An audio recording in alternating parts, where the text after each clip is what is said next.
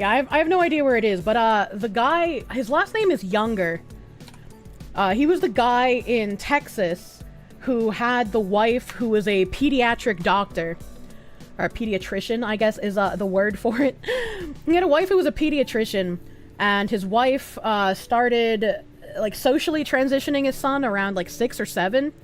And we found out that, like, the mother would withhold affection for the son if the son didn't identify as a girl. And so when the son was at the father's house, the son would obviously identify as a son. He's like, I'm a boy.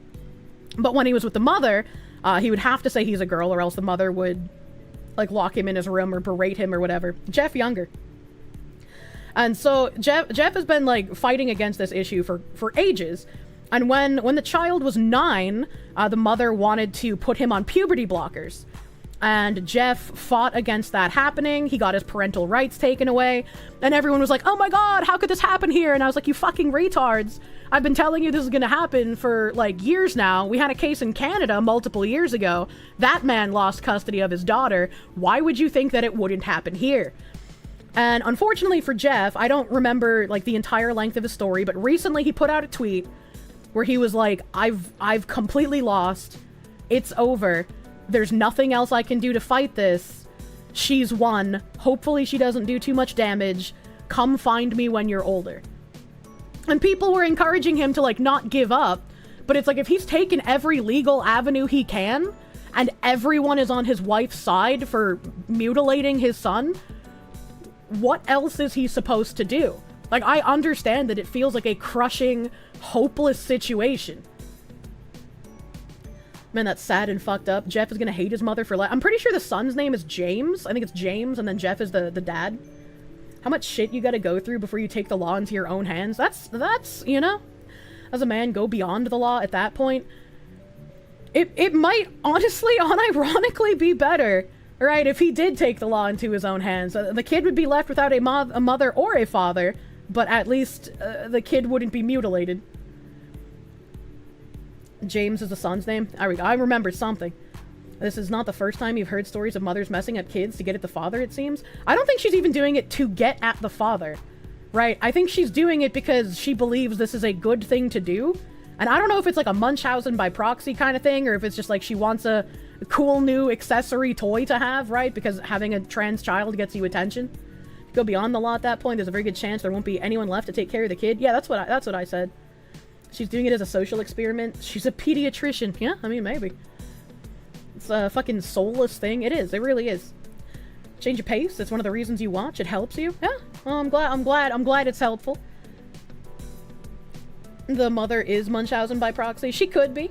But, yeah, I had that tweet, and I don't know where it is. I don't know where it is. Because I guess I didn't put it in a tab somewhere. Unfortunately. Disgusting people like this, or how we get folks like Gary Ploush. True and real. Well, if all the legal avenues are denied to him, that only leaves the illegal ones. I'm sure he's thinking like a very rational person, right? Where he's just like, I don't know what to do, and he doesn't want to put himself in a position where he would go afoul of the law and again leave his child without anyone to care for him.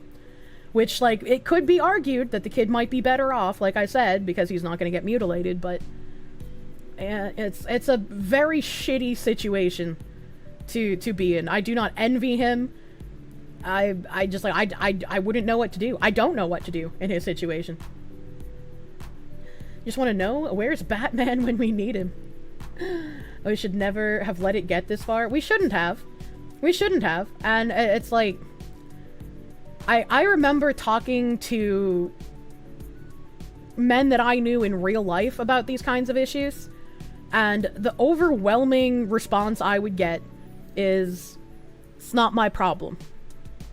It doesn't affect me, so why should I care? It's only affecting women. It's not my problem.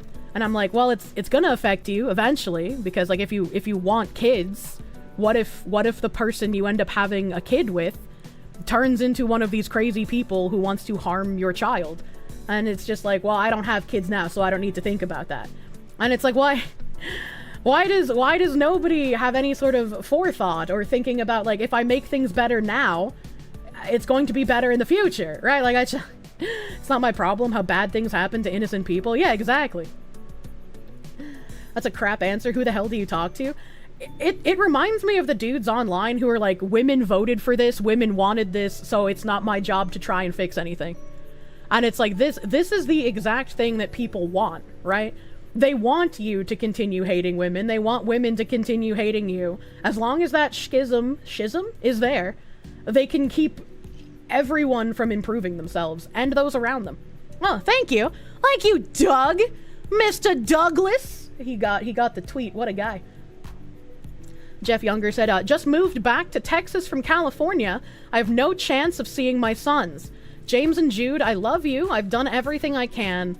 Find me when you're adults. And someone said, Greg Abbott did this. He helped destroy a family and forever change children's lives. This is unacceptable. Abbott is evil. And someone else said, it's the latest craze in Texas, or was for a while. Heard of over half a dozen women doing that to their son and husband. I don't know how things have gotten as bad as they have, right? As much as we can think of Marxist indoctrination, as much as we can think of part of that Marxist indoctrination is making men and women hate each other, destroying the nuclear family, destroying normal relationships, prioritizing sexual gratification and personal instant gratification over any sort of foresight for the future. As much as we can think about that, it's just like, how are so many individuals just like too late to any of the stuff that happens?